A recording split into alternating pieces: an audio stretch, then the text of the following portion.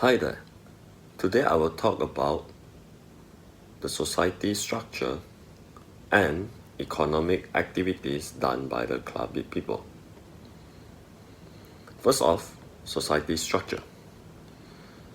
Family life is highly valued amongst the Klabit.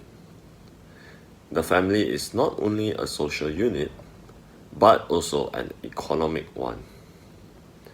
A large family consists of 6 to 12 children. Often, the grandparents will live with the family, and sometimes other members of the extended family live with the family as well. Consequently, there are cases where a family consists of 12 to 15 members. However, this has changed over the years, as many children have migrated to urban areas. The husband is considered to be the head of the household.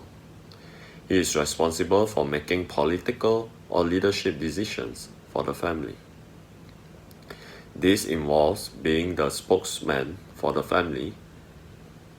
If any members of the family have problems, for example, misunderstandings with other members of the community, the father is responsible for making peace. The wife, however, makes most of the economic decisions. She decides when to start farming each year, while the husband is responsible for bringing back meat and fish for the family meals. It is a job to collect vegetables and mushrooms for the meals. Their children are trained from a young age to help carry out these tasks. A son will help his father, and a daughter is expected to help her mother. Not many families rear animals as pets. Some rear cats to keep pests away, and some rear dogs for hunting. Poultry like chicken and ducks are reared for their meat and eggs. Water buffalo are reared to prepare the fields for farming and also to carry heavy loads.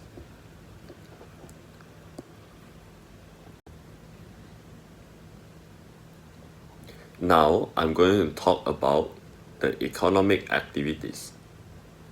Most Klabit in the highlands are rice cultivators. Their permanent wet rice cultivation has distinguished them from other natives in Sarawak, except for the Lun Bawang. They cultivate the famous barrio rice, which is well known for its sweet aroma and pleasant taste. Besides cultivating rice, they also grow citrus fruits for domestic consumption. Unlike those who remain in the highlands, the Klabit in the urban areas are involved in a different range of professions and occupations.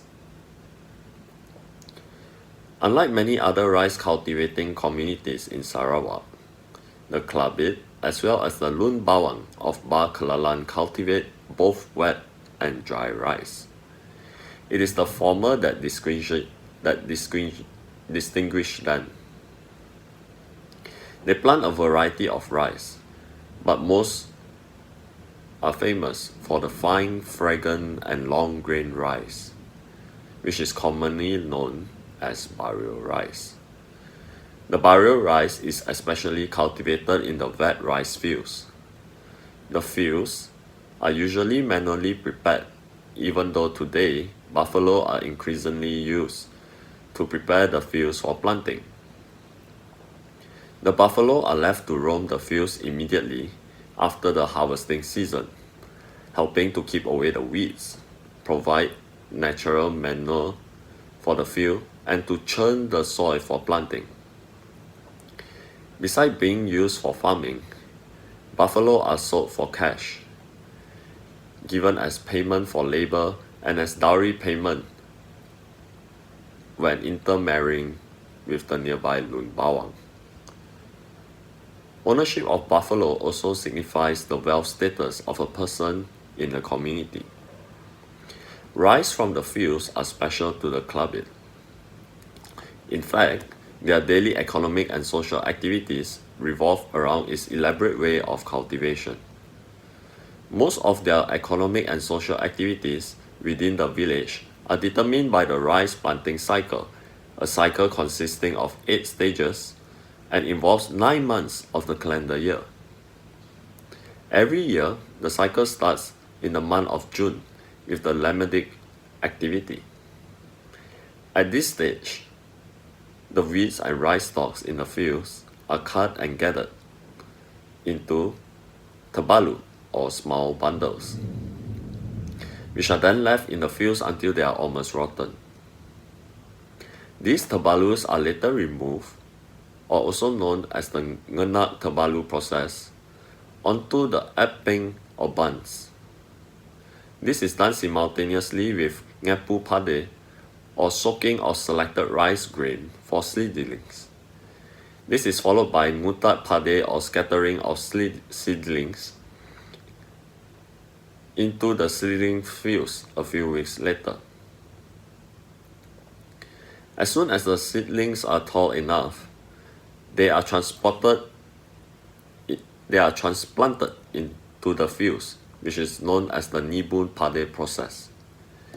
The seedlings are then left unattended until when the rice are almost ripe, when muro activity is conducted, which is to keep away rice-devouring birds such as the sparrows. One common device used to meet the purpose is by constructing akang or scarecrow in the fields. The muro activity is followed by the last and most important stage in the cycle, the rane or harvesting season, which is done between January and February. The rane season is welcomed joyously by the clubbit. It is a season to witness the full display of the community's economic and social networks.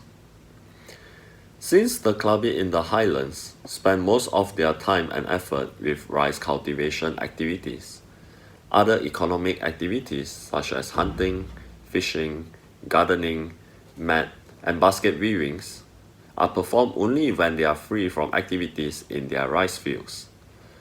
And most of their social activities like church fellowships and irau or feasts are closely connected with their farming activities.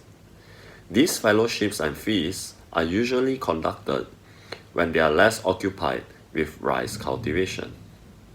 So that's it for the clubbit indigenous culture. Thank you.